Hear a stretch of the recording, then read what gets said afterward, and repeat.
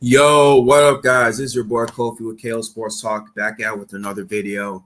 And in today's video, guys, I wanted to talk about the Chicago Bears versus the Green Bay Packers. Do a preview of tomorrow's game before it starts. But guys, make sure to like and hit that notification bell so you can get the latest and greatest in regards to Chicago Bears news.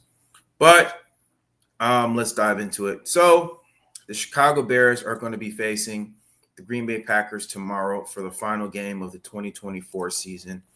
And what has been a disappointing season.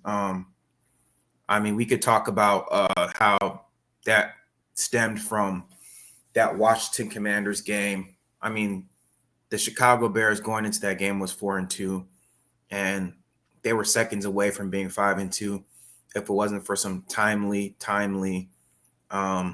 situational things that happened within the game, with Tyreek Stevenson not being set with his man while they're playing man-to-man, and Matt Eberflus not calling timeout, giving them that extra yardage. That's what it really pretty much all stemmed from. And since that game, like, they've went on a 10-game losing streak, and they're going to face the Green Bay Packers, who yet again they've lost 10 straight games to them, dating all the way back to 2018.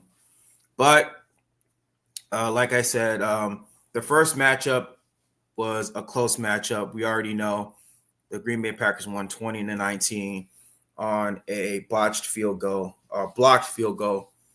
by the Green Bay special team. Caleb Williams had a pretty decent game that game, 231 yards, 0 touchdowns. And I believe, what was his passer rating that game?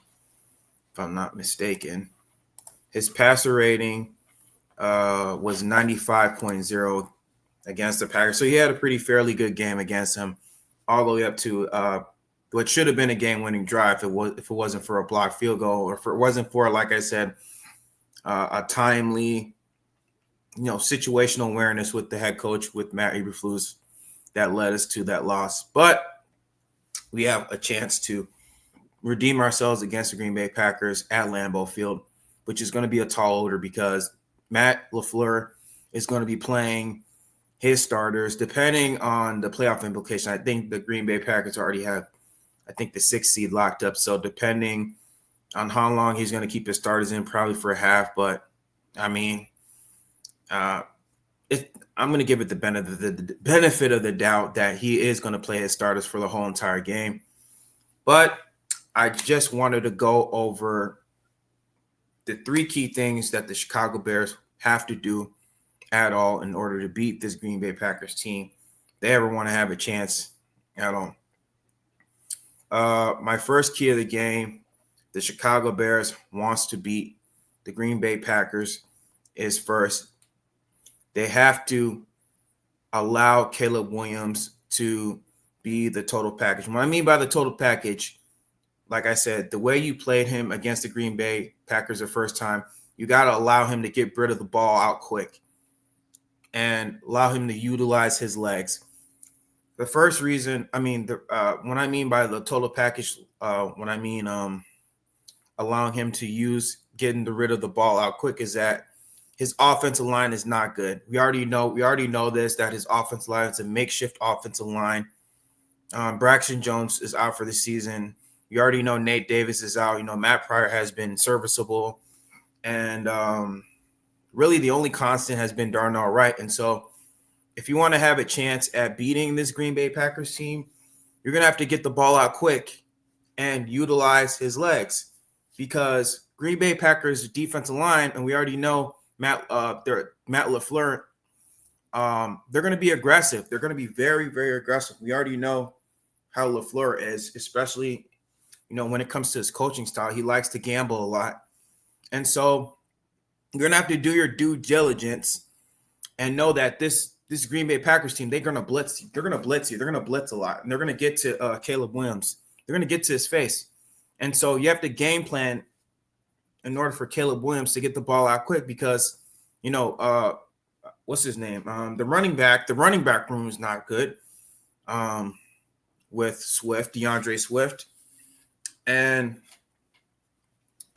also, like I said, the offensive line is not good, and so you're gonna have to probably call max protect, figure out running, throwing a lot of slant routes, running some certain screens at the right time. Don't be throwing screens at all. Like don't be so predictable to the point where the Green Bay Packers defense knows what you're going to be running prior to the play. You have to be very unpredictable with your play calling in order to throw them off if you want to win.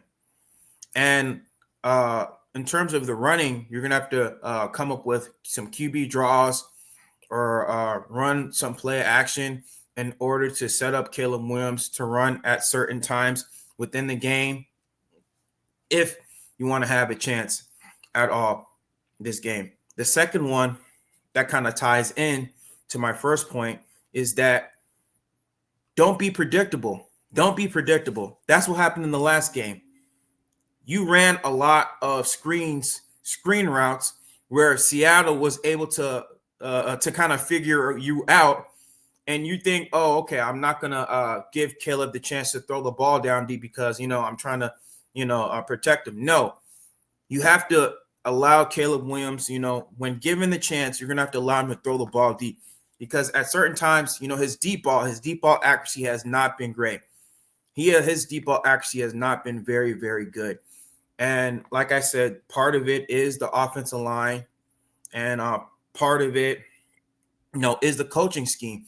The coaching is not allowing the skilled players to be able to scheme up plays where they can get enough separation in order for Caleb Williams to throw the deep ball.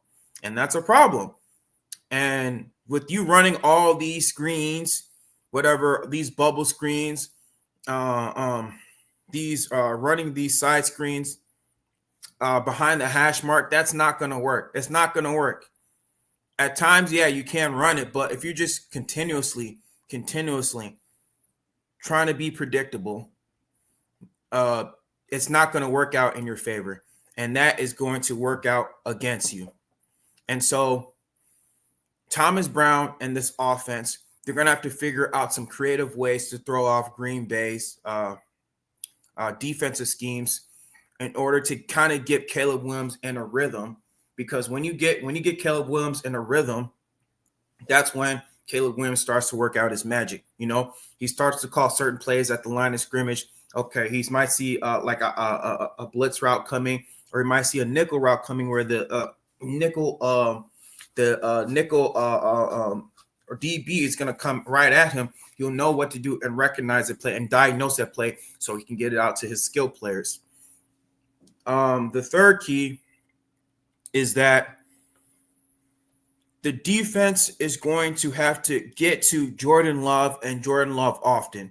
Now, we know Jordan Love is very good at sack avoidance, but Eric Washington and this defense, they're going to have to figure a way to throw out Jordan Love's game.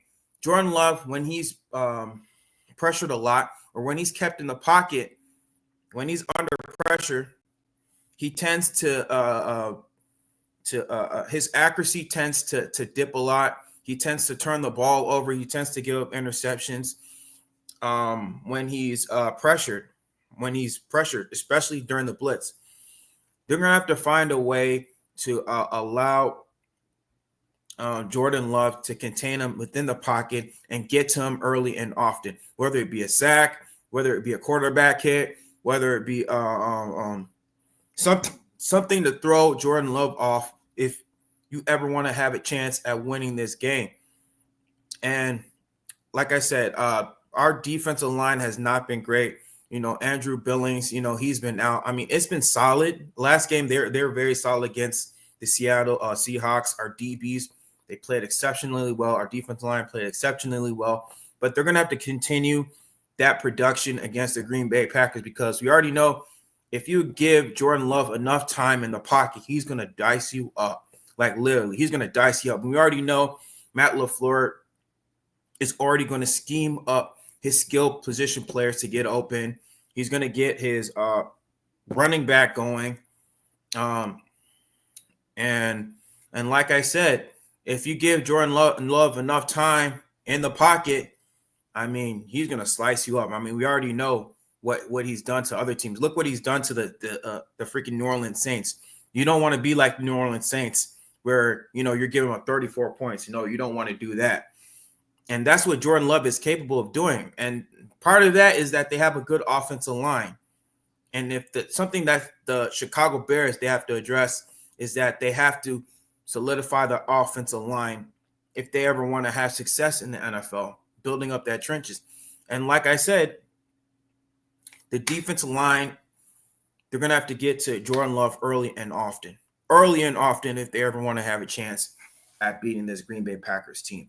But guys, that's all the 3 keys that I have, and that's my preview for the Chicago Bears team. I mean, my prediction is that I have Green Bay Packers winning by 20 points, 34-14, because Thomas Brown, ever since he's been an interim head coach, it hasn't been very good. I don't know why they promoted him to head coach. I kind of get it because they want to see the potential in him, but they should allow him to stay as an OC and probably promoted Richard Hightower or Eric Washington to be the head coach and allow him to kind of work with Caleb Williams in this offense. But it is what it is, guys. But that's all that I have for you guys today. Make sure and stay tuned for more videos. I might do a live stream of the Minnesota versus the Detroit Lions game, so stay tuned for that.